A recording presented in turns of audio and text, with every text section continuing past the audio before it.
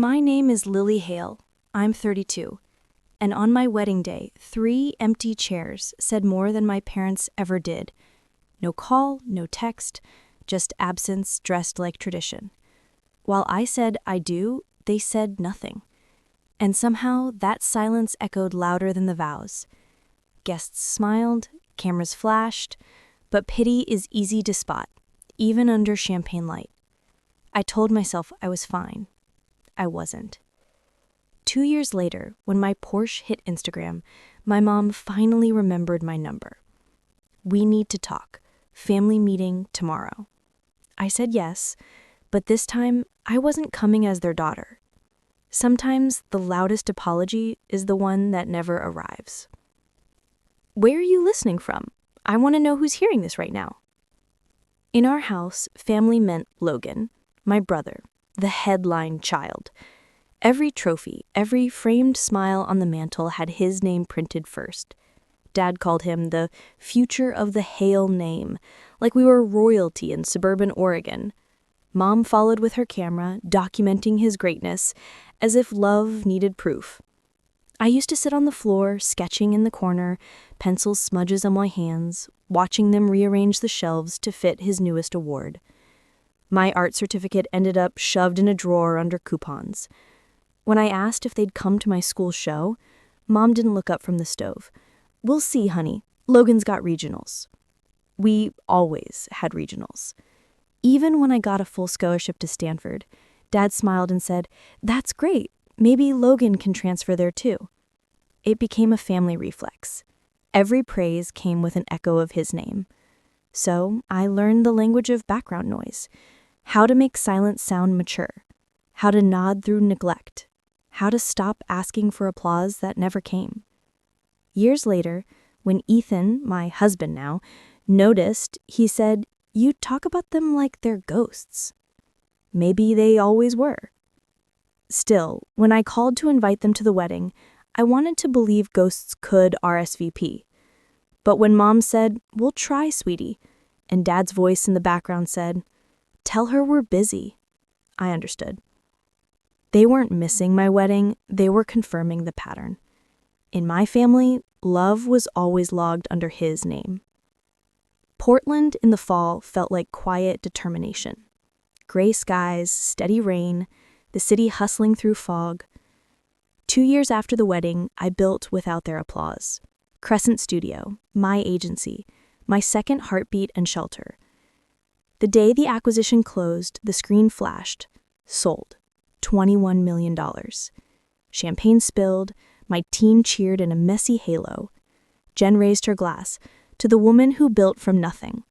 The weight of all-nighters, rejections, quiet wins nobody witnessed. When the office emptied, I sat with the city lights. My reflection floated over the glass like a reminder. You did this without them, and you kept breathing. Without thinking, I posted the Porsche. Tan, metallic gray. Caption, "Dreams realized." Not bragging, just proof I survived. 3 days later, my phone buzzed during a strategy review. Unknown number. Oregon area code. I answered anyway. "Lily?" My mother's voice. Soft, practiced, careful as glass. 5 years. Not a text, not a birthday card. Now she had urgency, like scheduling repentance by calendar. "We need to talk. Family meeting tomorrow." I laughed, a small sound sharper than I meant. After 5 years of silence? "It's important," she said. Dad echoed, "Tell her it's urgent." I pictured the old hallway and the framed trophies.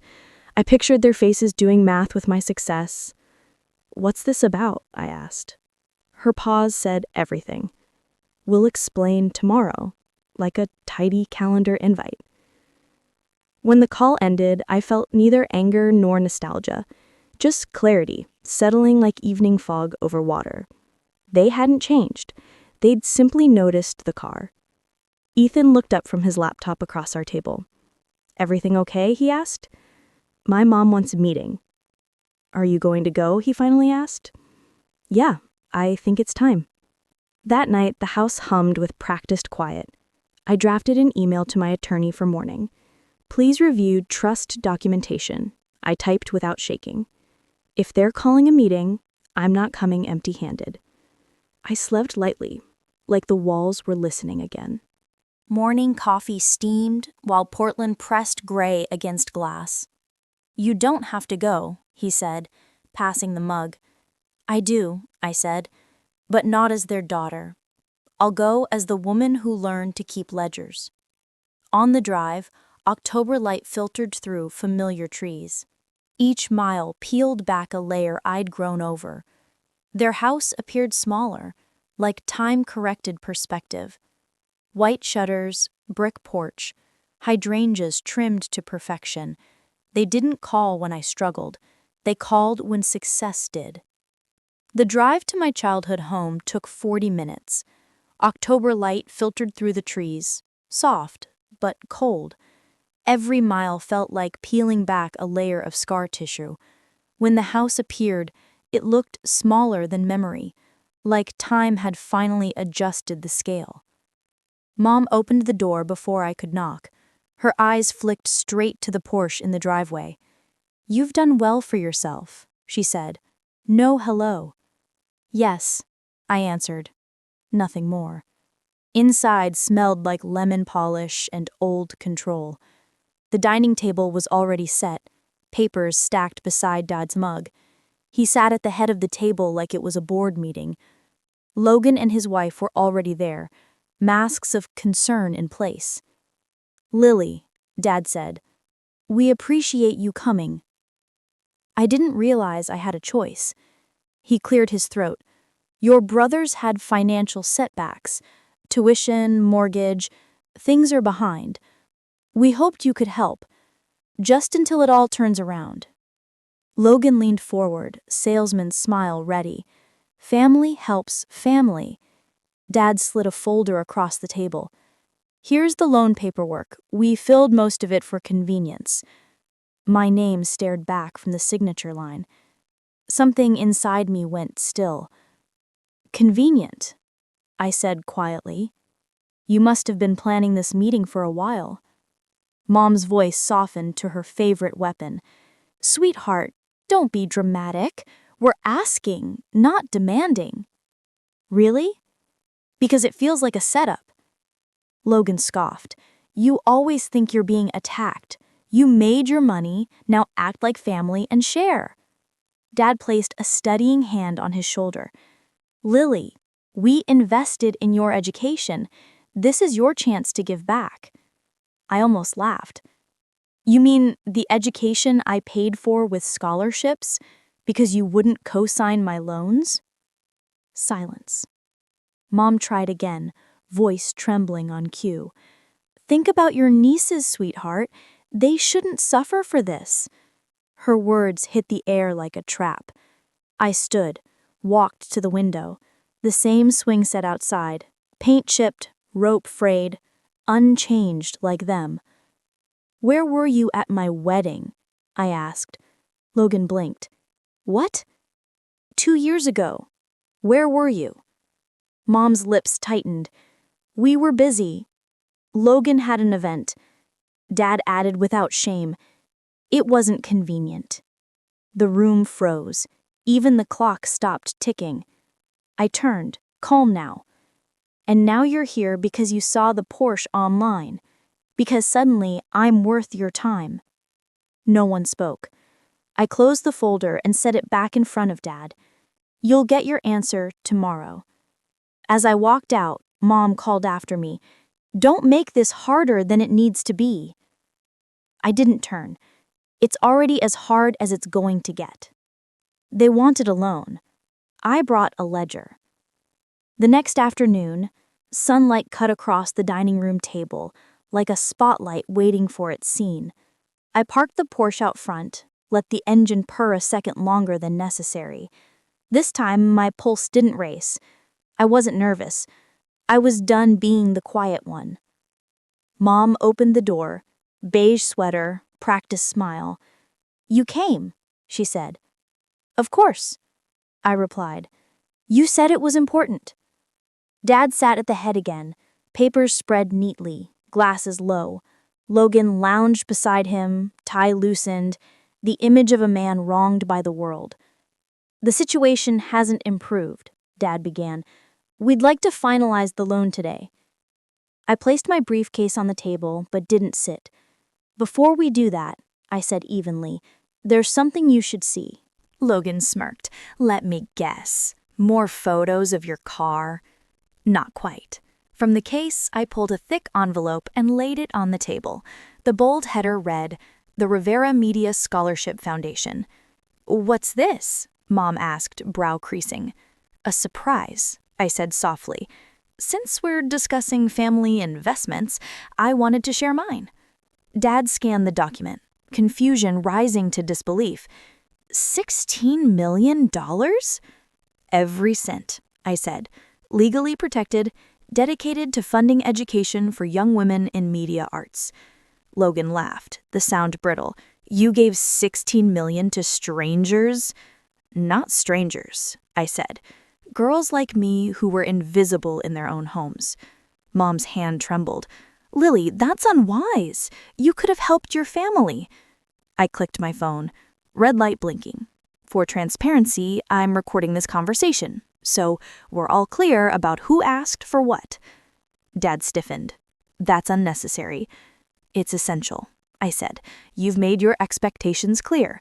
Now let me make mine." I leaned forward. "You missed my graduation, my college showcase, my wedding. Every milestone I looked for you. Every time you chose something else." Mom's voice cracked. "We only did what we thought was best." "No," I said quietly. "You did what was convenient." Logan slammed a hand on the table. "You think you're better than us because you got lucky?" "Lucky?" I laughed softly. 3 jobs through college, sleeping in my car between classes, that's not luck, Logan. That's survival." No one spoke. The air thickened with everything unspoken. Finally, I straightened. "You wanted to talk about family? Here's my definition. Family shows up. You didn't." Dad's voice dropped low. "Blood is thicker than water." "Then you should have thought about that before you diluted it." I closed the briefcase and turned toward the door. Logan shouted, "You can't just walk out." I looked back, calm, steady. I already did, 2 years ago. The door clicked shut. Outside, the air felt new, not lighter, just real. They came for money, I gave them a mirror. The next morning, headlines bloomed across Portland. "Self-made founder turns pain into purpose." The photo showed me beside the Rivera Foundation banner, calm, composed, untouchable. By noon, my inbox overflowed.